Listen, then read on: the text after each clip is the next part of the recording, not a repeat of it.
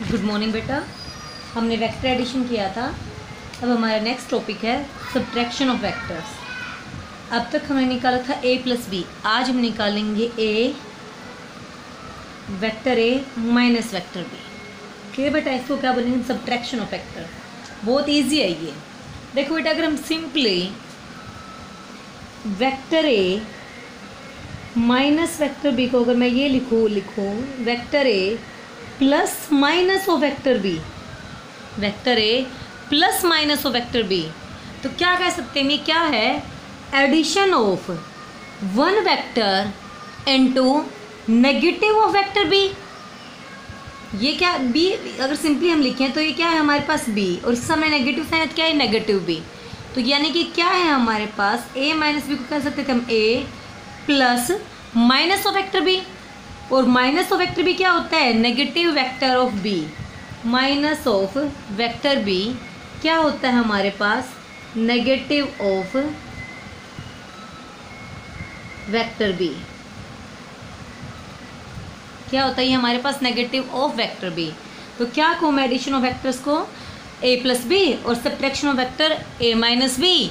Minus की जगह पे हमने क्या यूज़ किया? Plus minus of vector B. तो क्या कह सकते हैं सब्ट्रैक्शन ऑफ टू वेक्टर्स को? It is the addition of vector A with negative of vector B. तो एक तरह का एडिशन ही है ना, और एडिशन करना हमें आता है। तो क्या कहें हम? Subtraction of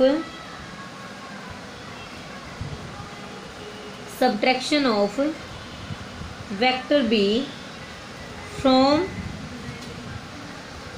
a vector A is defined as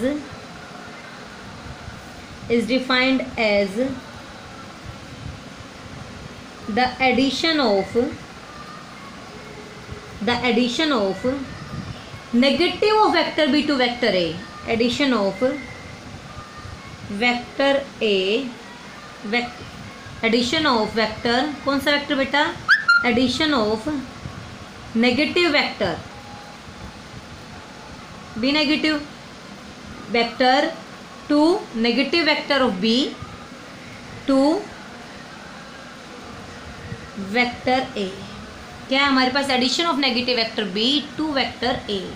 क्या बोलेंगे इसको? Addition of vector minus vector b to vector a। ये हमारे पास क्या बन गया? सब्ट्रैक्शन। तो देखो कैसे करेंगे हम। लेट्स सपोज टू बेटा हमारे पास ये है वेक्टर a।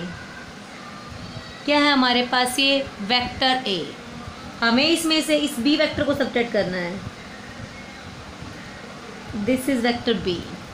a में से b वेक्टर को क्या करना है? सब्ट्रैक्ट। सामने देखो बेटा एक बार, अगर ये वेक्टर b है तो ये हमारा क्या होगा? Negative of vector b, same magnitude but in opposite direction. तो क्या बन जाता है वो उसी का? Negative vector. हम क्या कहते थे नेगेटिव वेक्टर को? Two equal and opposite vectors are negative vectors. तो अगर ये वेक्टर भी है तो ये क्या है इसका? Negative of vector B. तो हमने क्या कहा? ये हमारे पास क्या था? Vector A. ये हमारे पास क्या था? Vector B. हमें क्या लेना है इसका? Negative vector. तो बी वेक्टर का ये क्या बन गया बेटा हमारे पास? Negative of vector B. क्या बन गया हमारे पास? Negative of vector B. देखो एक बार, अगर हम इस वेक्टर में इसको ऐड करें, ए और बी को ऐड करें, ऐड करना हमें आता है, तो क्या आ जाएगा हमारे पास? ए वेक्टर में नेगेटिव ऑफ बी वेक्टर को ऐड करें तो क्या आ जाएगा वो? ए माइनस बी। तो कैसे करेंगे हम? फिर से वही सिंपल सी बात, लेट ए और बी के बीच में एंगल कितना है? थीटा। सो ए और नेगेटिव ऑफ वेक्टर बी के बीच में एंगल कितना हो गया?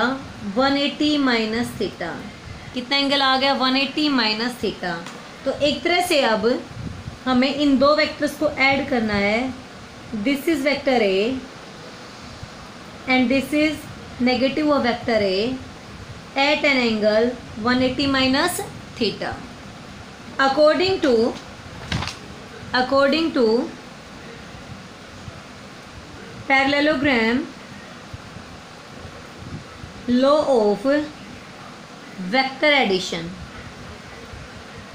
पैरेललोग्राम लॉ वेक्टर एडिशन के अकॉर्डिंग अगर हम दो वेक्टर्स को किसी पैरेललोग्राम की टू साइड्स पे रिप्रेजेंट कर सकते हैं, टू एडजेसेंट साइड्स पे, having same magnitude and same direction, जो मैग्नीट्यूड इसी का वही यहाँ पे, having same magnitude and same direction, so the resultant will be lies on the diagonal. So the resultant will be lies on the diagonal. कौन सा diagonal? Which is passing from their common point, जो उनके common point से क्या होगा? पास होगा। जो उनके कॉमन पॉइंट से क्या होगा? पास होगा। तो ये हमारे पास क्या आ गया? अब resultant of addition of vector A and negative of vector B. क्या आ गया हमारे पास यार? Addition of vector A and negative of vector B, resultant आ गया इनका।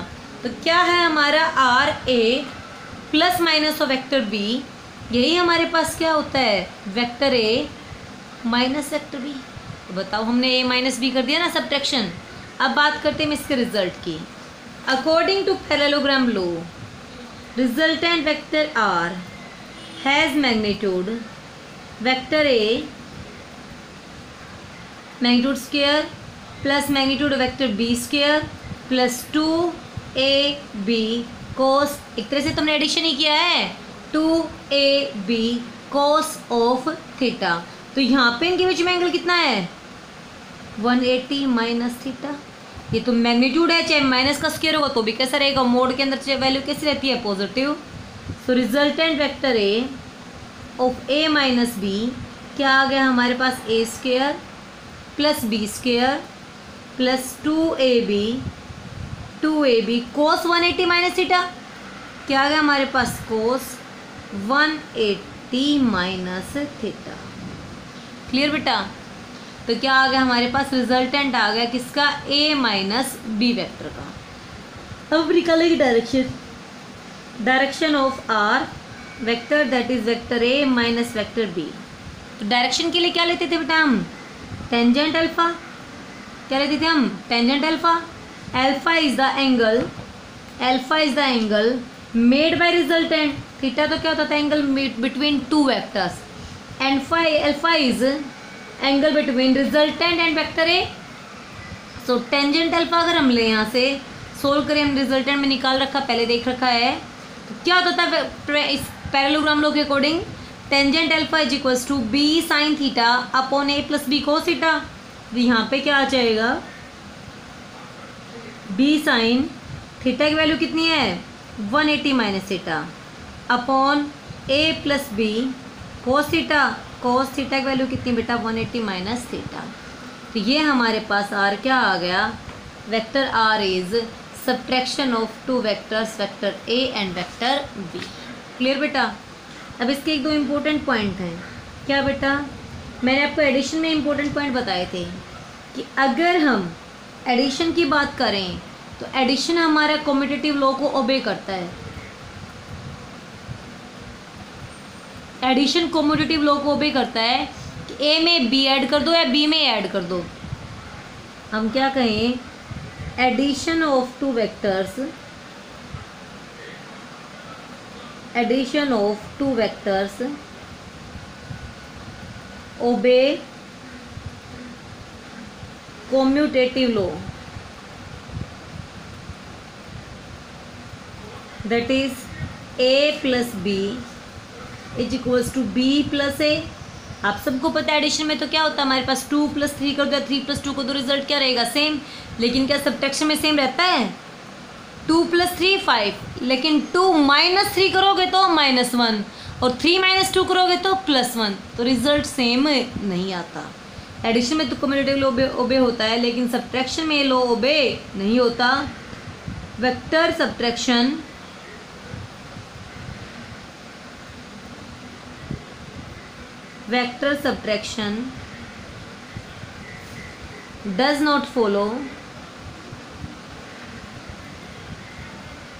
does not follow commutative law। Vector subtraction commutative law को ओबे नहीं करता।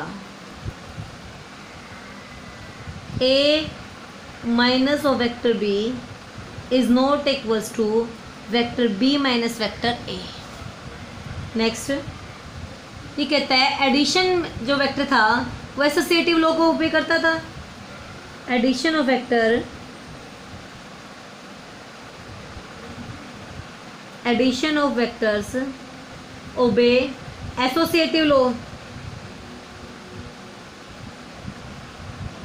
ओबे एसोसिएटिव लॉ। तो क्या कहा था हमने एसोसिएटिव लॉ में? Vector A plus vector B plus C हमारा इक्वल होता है A plus B plus C, कि चाहे बी प्लस सी करके ऐड कर दो या ए प्लस बी करके फिर सी ऐड कर दो, क्या है हमारा ये एसोसिएटिव लॉ, रिजल्ट दोनों टाइम क्या रहेगा? सेम रहेगा। लेकिन सब्ट्रैक्शन में ऐसा नहीं होता। Subtraction of vectors do not obey associative law.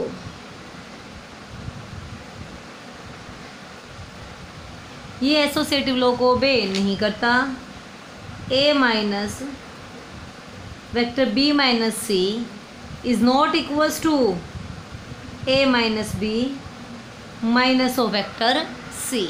देखो बेटा एक बार, अगर इसका result A minus B negative आता है तो माइनस माइनस क्या हो जाएगा? प्लस। लेकिन अगर ये रिजल्ट हमारे पास एक अलग है दोनों चीज़ें, इस तरह से सब्ट्रैक्शन हमारा एसोसिएटिव लॉ को ओबे नहीं करता, सब्ट्रैक्शन हमारा कम्यूटेटिव लॉ को भी ओबे नहीं करता, लेकिन एडिशन हमारा एसोसिएटिव लॉ को भी ओबे करता है और कम्यूटेटिव लॉ को भी ओबे करता है। एक एग्जांपल लेते हैं हम इसका। फॉर एग्जांपल सब्ट्रैक्शन कैसे करेंगे?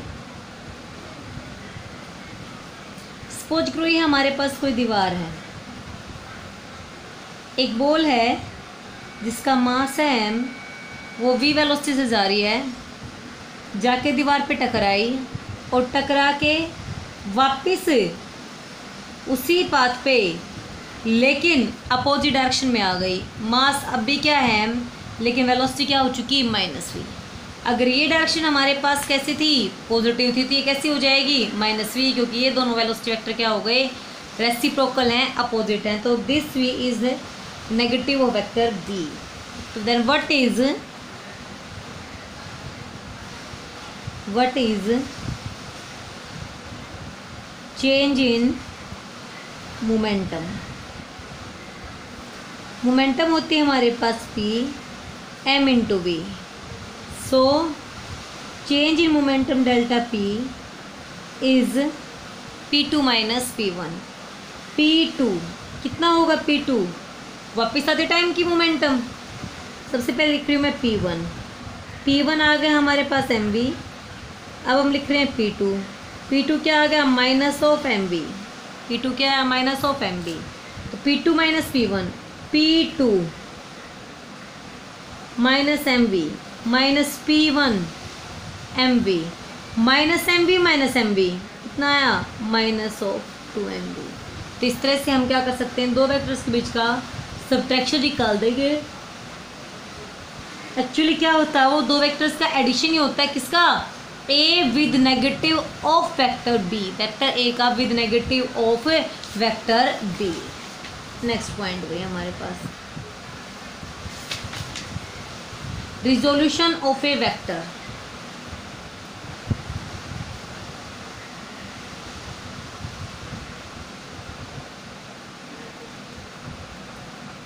Resolution of a vector. देखो बेटा, मैं आपको रिजल्ट निकालना सिखाया था, रिजोल्यूशन निकालना सिखाऊंगी। री मीन्स दोबारा से, जोल करना, ब्रेक करना। रिजल्टेंट तो क्या होता था? दो वेक्टर से एक सिंगल वेक्टर बनाता था, और रिजोल्यूशन एक सिंगल से ऐसे दो वेक्टर बनाएगा जिन दोनों का इफेक्ट सेम होगा as that of single given vector. उसको क्या बोलेंगे हम? Resolution of a vector. क्या का रिजोल्यूशन का मतलब?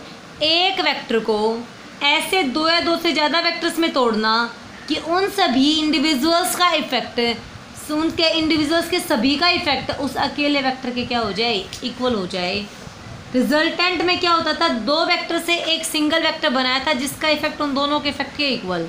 रिजोल्यूशन में एक सिंगल से ऐसे दो वेक्टर बनाएंगे जिन दोनों का इफेक्ट उस अकेले वेक्टर के क्या हो जाए, इक्वल आ जाए। तो इस प्रोसेस को क्या बोलेंगे हम, resolution of vector. It is the process of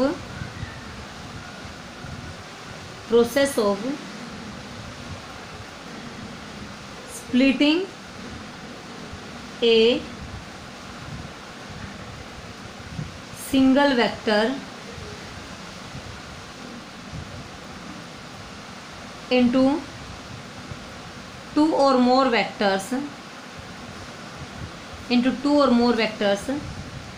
different directions ऐसे दो या दो से ज़्यादा वेक्टर्स में अलग अलग डायरेक्शन में ब्रेक करेंगे कि उन सभी का इफेक्ट सेम हो एज गिवन वेक्टर के, विच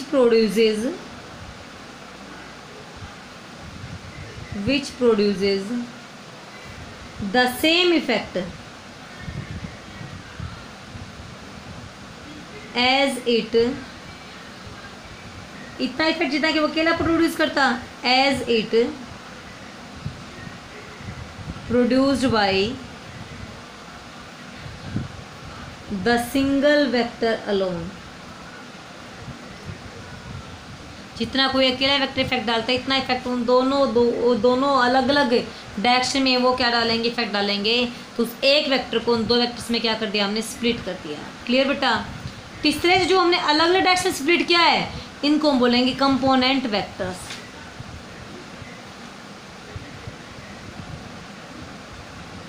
The vectors in which the given single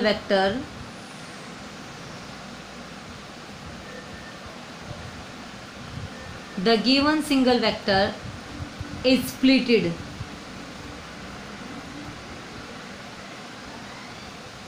is called, वो क्या कहलाएंगे, उसकी component is called component vectors. वो क्या कहलाएंगे, उसके कंपोनेंट वेक्टर कहलाएंगे। For example,